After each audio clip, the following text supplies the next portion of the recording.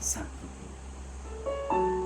Una sa lahat, gusto kong magpaalam. Lalo na sa'yo. Kasi kahit saan ako magpunta, palagi mong hawak ang puso ko.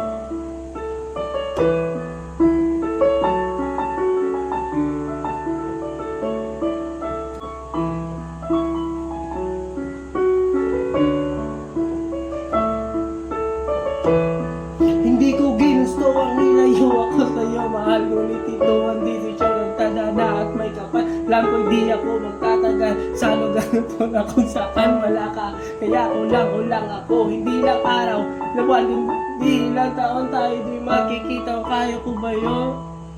Sa tingin ko hindi.